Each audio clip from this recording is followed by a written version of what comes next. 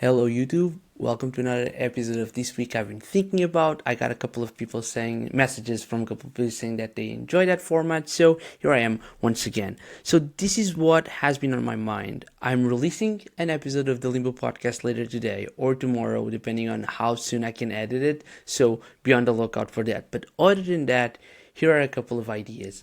One of them is keep doing what got you here. So I've noticed that in my own life, a tendency that I have, and I've noticed this through journaling and realizing that I keep repeating this mistake of implementing a new framework into my life, getting to a point where I'm improving what I wanted to improve. But then once I got into that level, I think that I need to reinvent myself once again.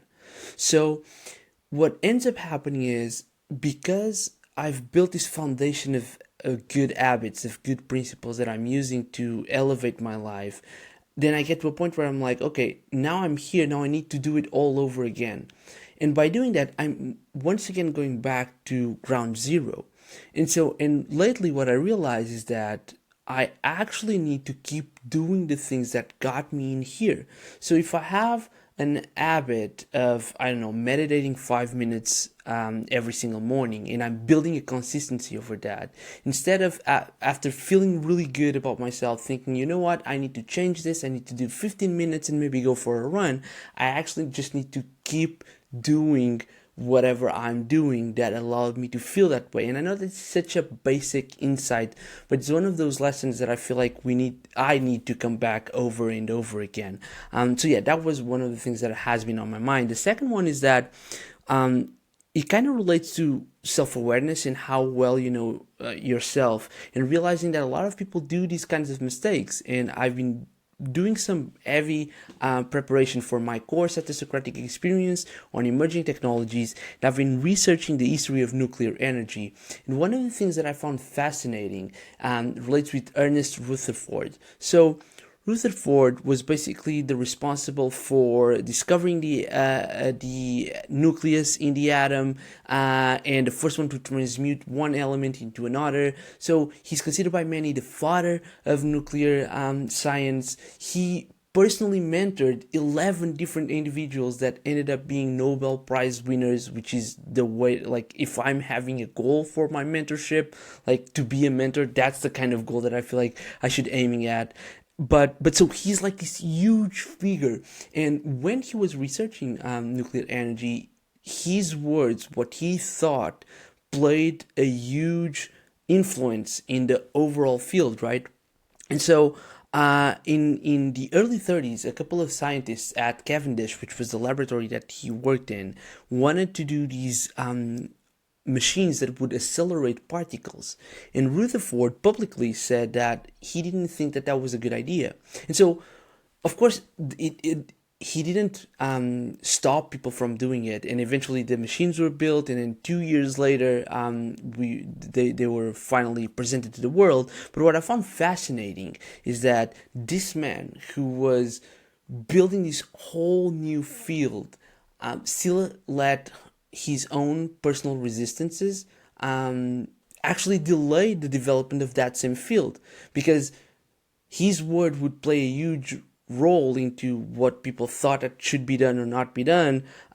There's an hypothesis to be made that if he had said that that would be a good idea, then particle accelerators could have been built earlier because people would have more support, etc. But what I found fascinating is just this reminder of even like these gigantic figures, historical figures, still fall prey to some of the biases that all of us have. And so I really enjoyed that idea.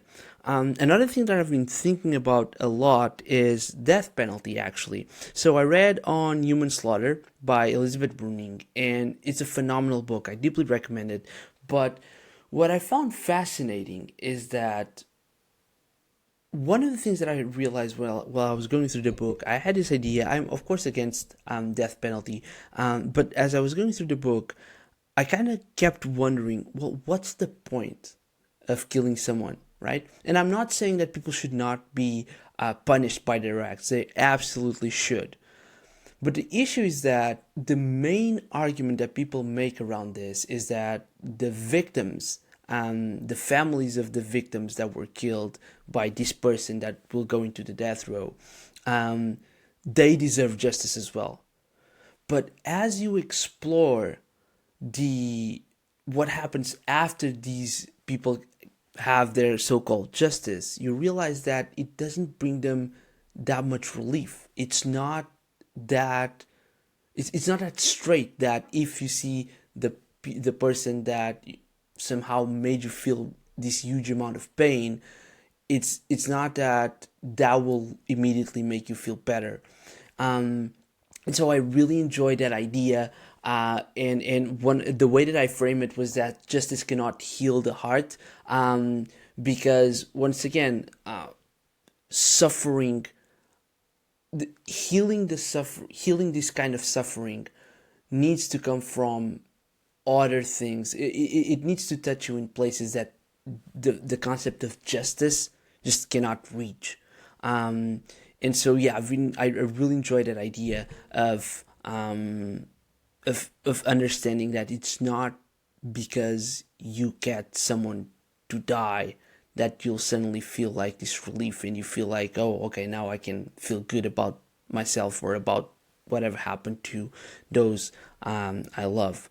So yeah, and of course that has been making me think about like what it is to be human. And I found fascinating that, I've been reading a lot about artificial intelligence. This is one topic that will probably pop out in these videos. And I was once again reading Human Compatible, and one of my favorite ideas from there is that as machines increasingly take our physical tasks and mental tasks and all of these different things, the one thing that is left for us to do is to be more human and to do the things that human beings do and enjoy doing. And I feel like a lot of people will have trouble with that. A lot of people will have trouble connecting with their own humanity, connecting to what it means being human, connecting with their essence, with who they are.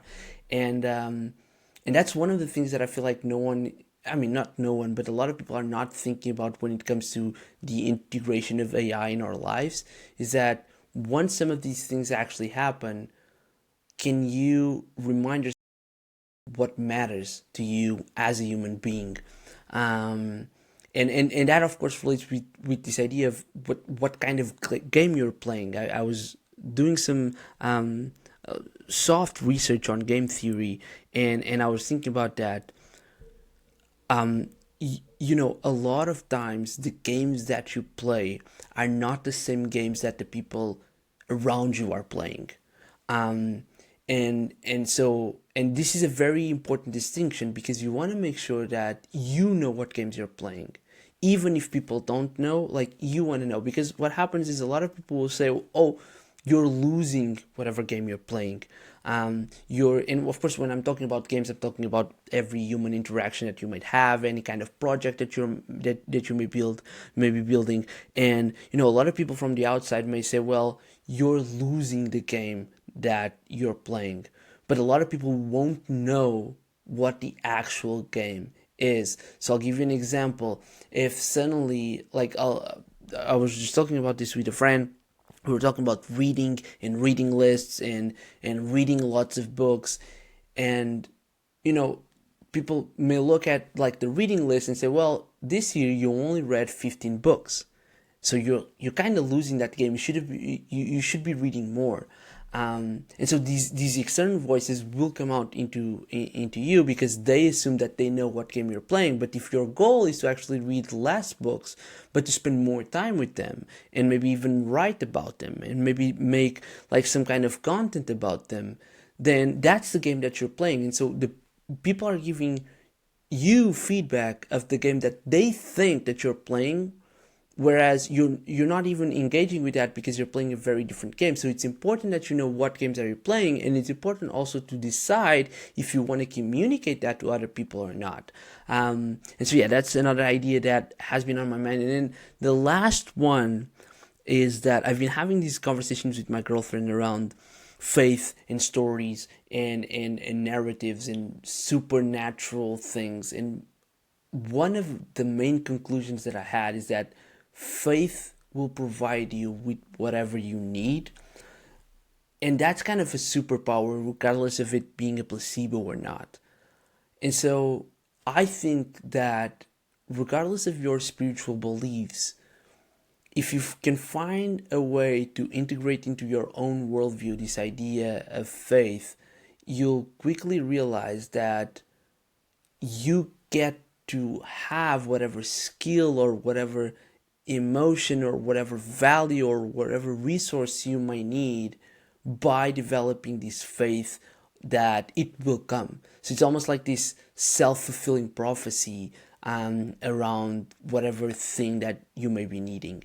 So yeah, those are some of the ideas that I have in my mind. This is clearly a shorter video than last week, but yeah, those were some of the thoughts. If you like this video, please make a comment, let me know. I would love to get some more feedback on this, and also let me know what kind of things you would like to see in the channel, of course. And yeah, and be on the lookout for my episode in Limbo Podcast with Oliver. And yeah, I think that's it. Just leave a like, subscribe if you can, share it. I really appreciate it. I'm here to do more of this. I really think that part of my vision is manifesting through making more of these videos, making more of the podcasts. Not just this podcast, but I have a couple of news that I'll be announcing soon. And so yeah, that's it. Thank you so much. Have a great day.